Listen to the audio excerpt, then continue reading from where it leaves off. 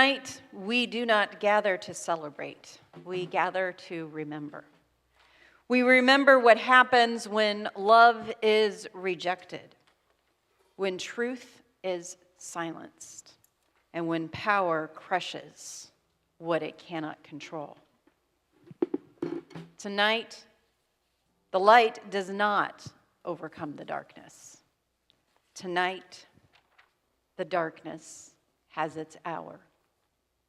After each reading and reflection, a candle will be extinguished. With each shadow, something will be taken away. And at the end, when the tomb closes, you will remain in silence. Watch, listen, and remember. And then you may depart in silence.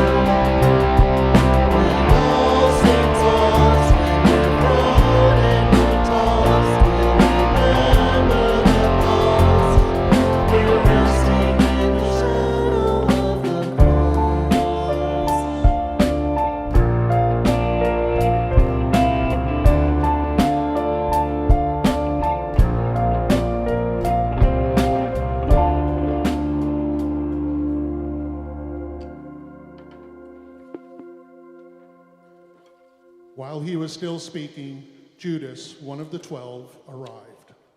With him was a large crowd with swords and clubs from the chief priests and the elders of the people. Now the betrayer had given them a sign, saying, "The one I will kiss is the man. Arrest him." At once he came up to Jesus and said, "Greetings, Rabbi," and kissed him. Jesus said to him, "Friend, do what you are here to do." Then he came and laid hands on Jesus and arrested him.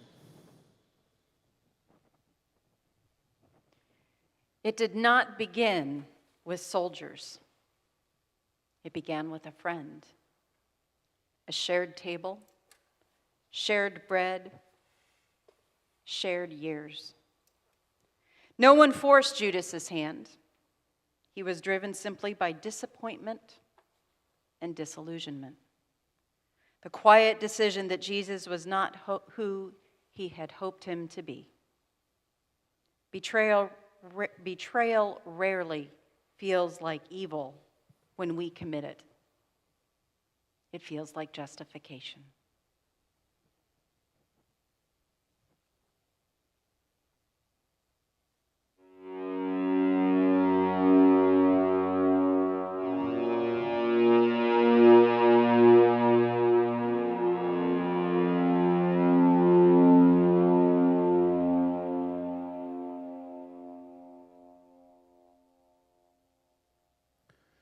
Day after day I was with you in the temple teaching, and you did not arrest me, but let the scriptures be fulfilled. All of them deserted him and fled.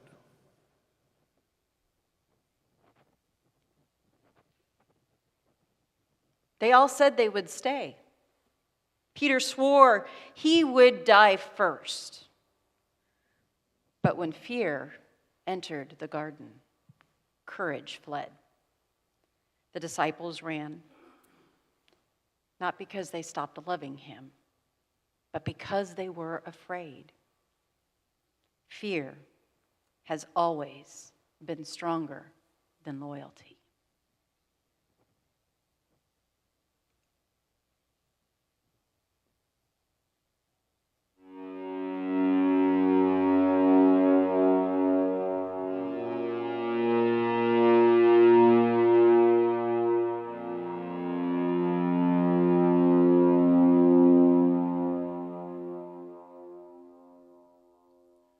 Now Peter was sitting outside in the courtyard. A servant girl came to him and said, "You also were with Jesus the Galilean." But he denied it before all of them, saying, "I do not know what you are talking about." When he went out to the porch, another servant girl saw him, and she said to the bystanders, "This was the man with Jesus of Nazareth." Again, he denied it with an oath, "I do not know the man." After a little while, the bystanders came and said to Peter, "Certainly you are also one of them, for your accent betrays you." Then he began to curse, and he swore an oath, "I do not know the man." At that moment, the cock crowed. Then Peter remembered what Jesus had said, "Before the cock crows, you will deny me 3 times." And he went out and wept bitterly.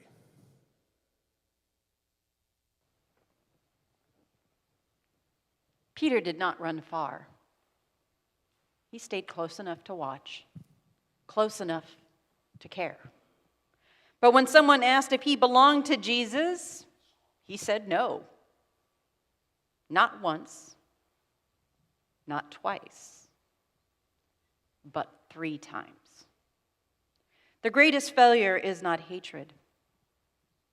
It is fear and the instinct to save ourselves, to watch as injustice unfolds, being too fearful to intervene or to put ourselves on the line for the sake of another. We, like Peter, refuse time and again to take up the cross.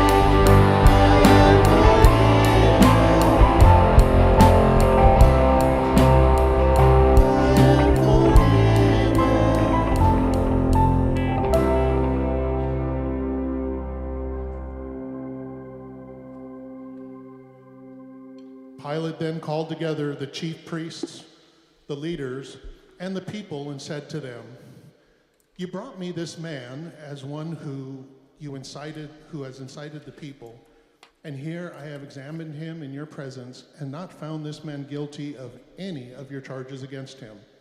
Neither has Herod, for he sent him back to us. Indeed, he has done nothing to deserve death. I will therefore have him flogged and release him." Then they all shouted out together, "Away with this fellow! Release Barabbas for us." This was a man who had been put in prison for an insurrection that had taken place in the city and for murder. Pilate, wanting to release Jesus, addressed them again, but they kept shouting, "Crucify him! Crucify him!" A third time he said to them, "Why?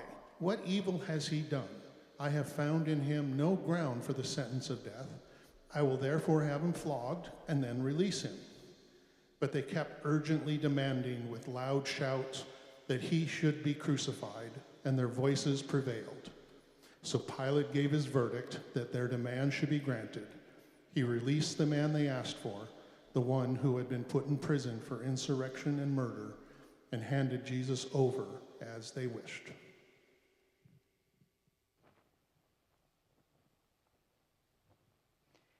Jesus stood before power.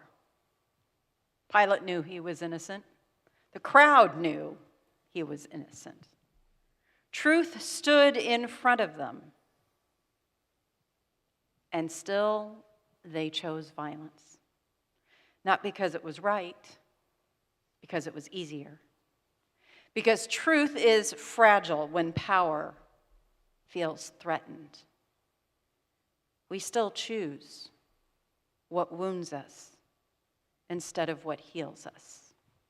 We still choose our oppressor over our liberator because compassion asks more of us than cruelty does.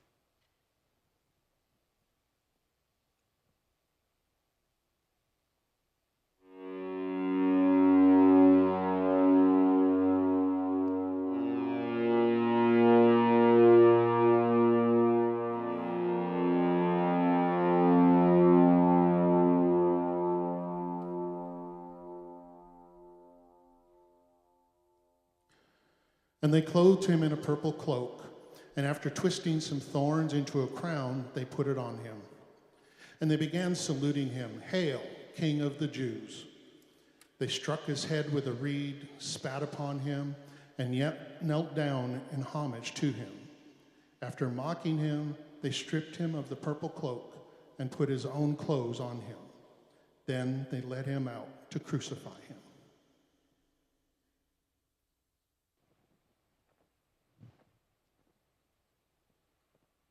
They dressed him like a king, placed a crown upon his head, not to honor him, but to humiliate him. Power mocks what it fears. They struck him. They laughed at him. And heaven remained silent.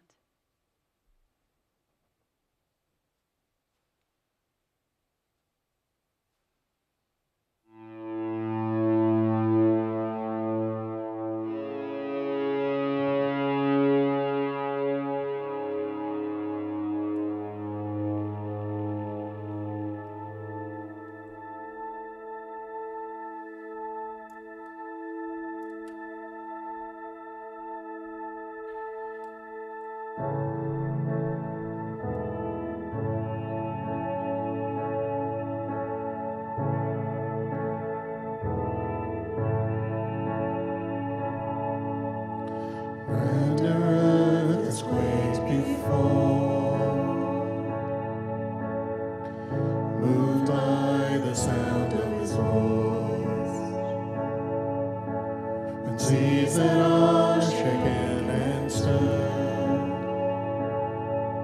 can be calmed and broken for my regard. And through it all, my eyes are on you. And through it all, it is well. through it all, my eyes are on you, and it is well with me.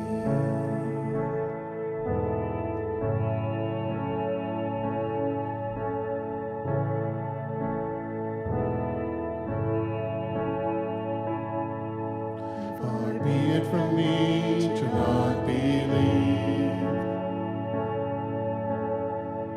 even when my eyes can see. And this mountain that's in front of me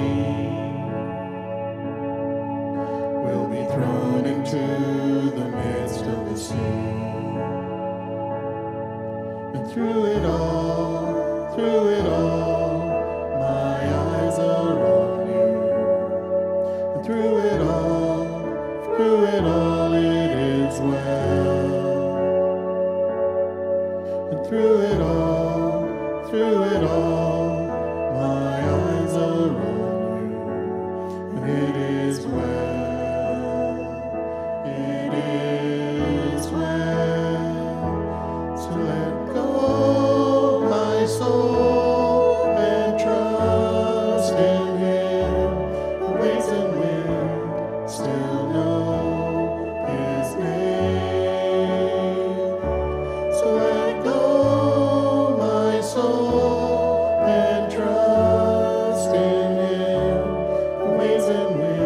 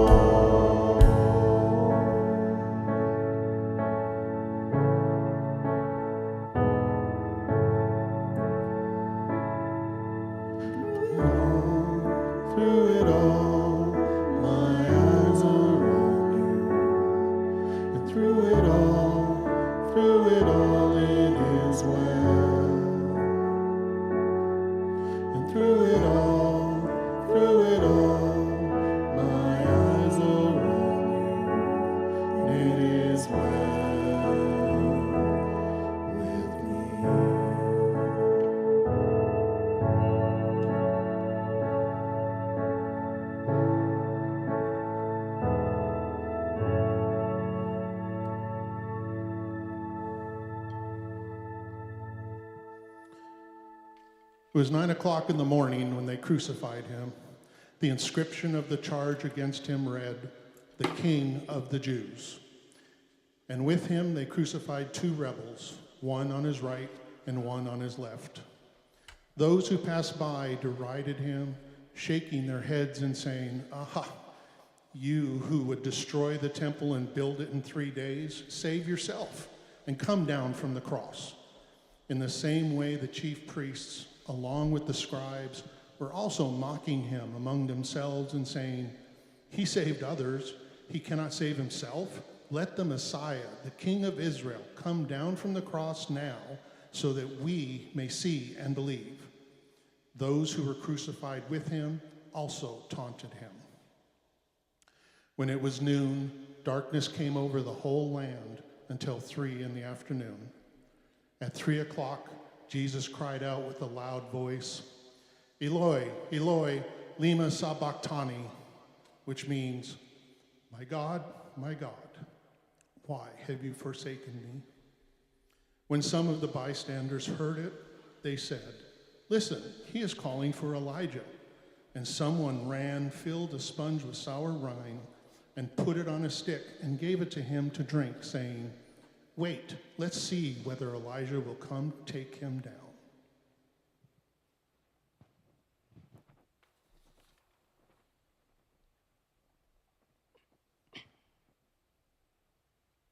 They nailed him there at 9 a.m, lifted high enough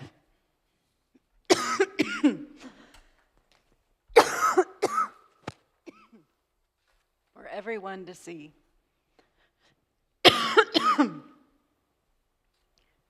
Darkness covered the land.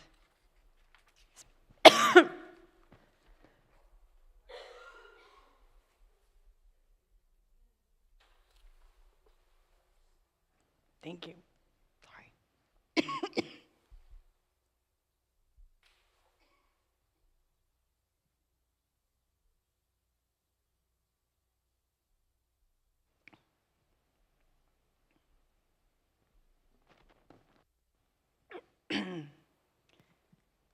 Pain stretching time into something endless.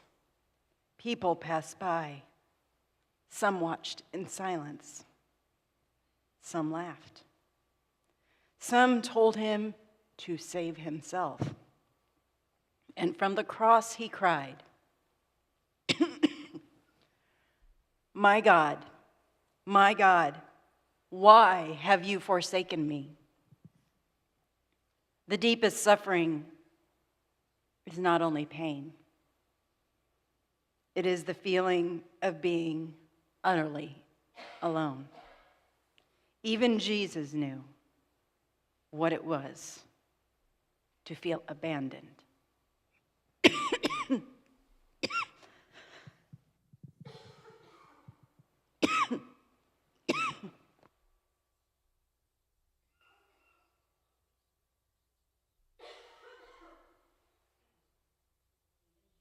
Knew what it was to feel abandoned by God.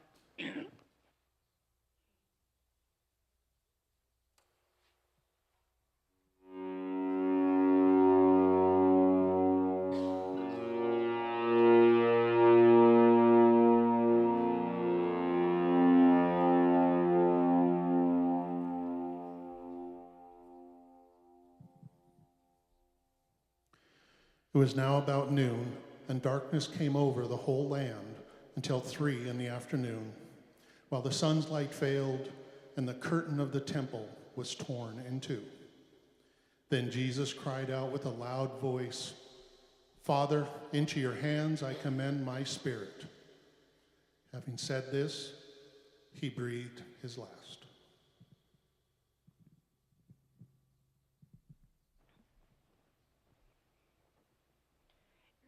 It did not look like victory. No armies, no miracles, no rescue.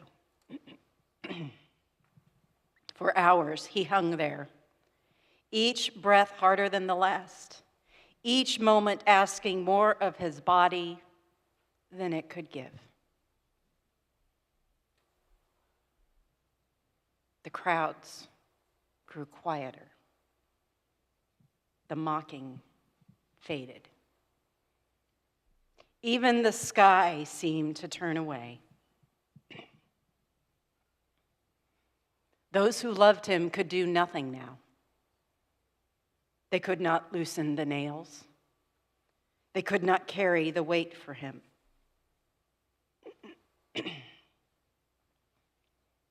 They could only watch. His life had been spent healing others, restoring what had been broken, calling the forgotten back into belonging. And now,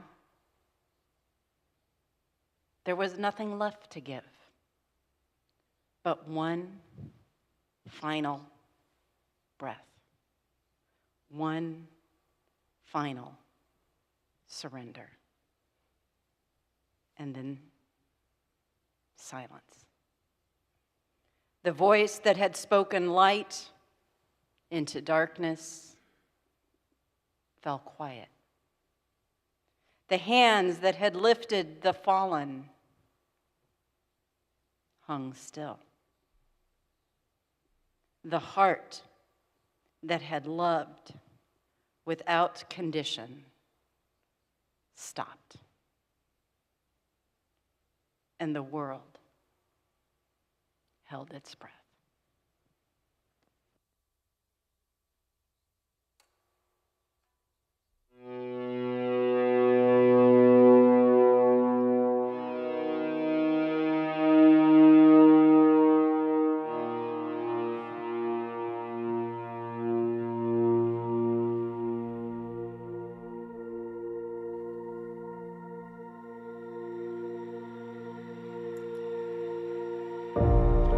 In a moment, everything can change. Hope turns to fear, and joy turns to sorrow. The light we long to see is consumed by the darkness. Those who walk through the valley cannot see the light among the towering shadows, but the light is still there. Each speck of light begins with the darkness that it breaks. And at first we see but a glimpse, yet what started as a small beam of light through a pinhole begins to grow and grow. And those who walk in darkness will soon see a great light. Great light dawns in Galilee. Some say madman, some say king. Wonder-working, well priest, Jesus Christ the Nazarene. He knew well what it would take to free us all from sin and grief. A perfect man would have to die. Only he could pay that price. Friday's good, Sunday's coming. Don't lose hope, Sunday's coming. When you're done, you better start running. Friday's good, Sunday's coming.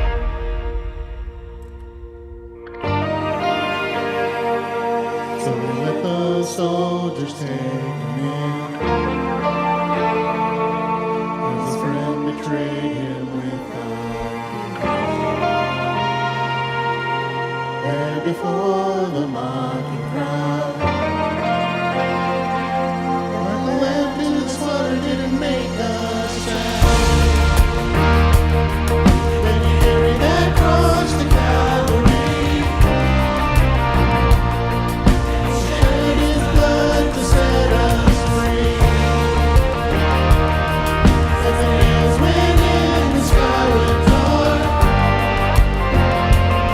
the redemption of the world was on him.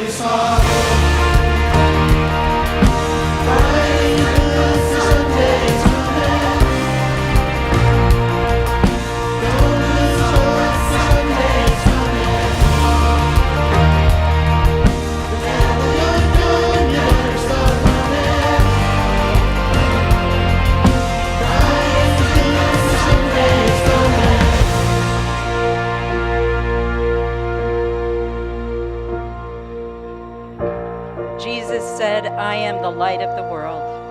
Whoever follows me will not walk in darkness, but will have the light of life. Our light exists to reflect the light of Christ. In the presence of every shadow, in response to every darkness, we are the light of the world. And yet we do not reflect his light so that we will be seen. No, we shine bright like a city on a hill.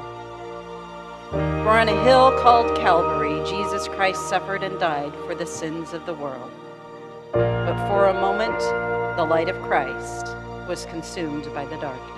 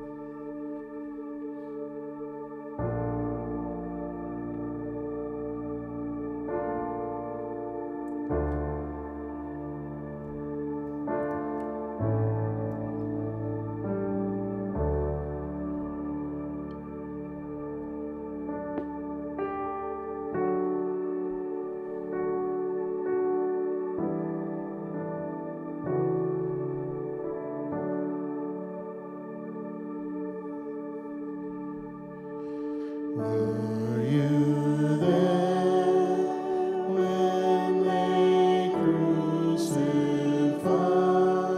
my Lord? Were you there when they crucified my Lord?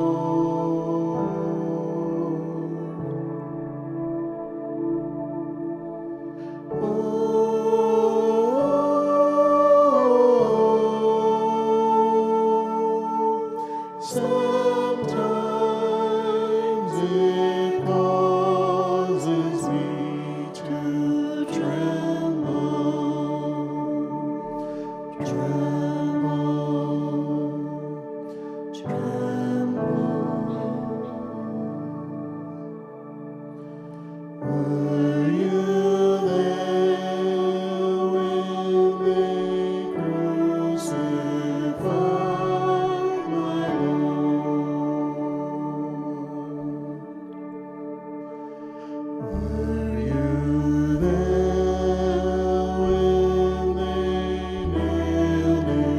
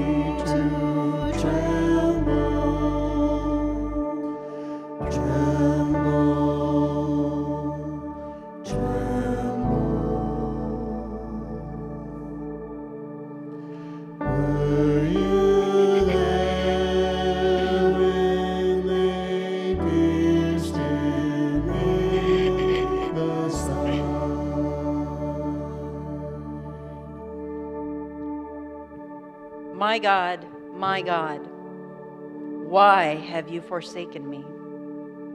Why are you so far from helping me from the words of my groaning? Oh my God, I cry by day, but you do not answer, and by night, but find no rest. Yet you are holy, enthroned on the praises of Israel. In you our ancestors trusted. They trusted, and you delivered them. To you they cried and were saved. In you they trusted and were not put to shame. But I am a worm and not human, scorned by others and despised by the people. All who see me mock me. They sneer at me. They shake their heads. Commit your cause to the Lord. Let him deliver. Let him rescue the one in whom he delights. Yet it was you who took me from the womb. You kept me safe on my mother's breast. On you I was cast from my birth. And since my mother bore me, you have been my God.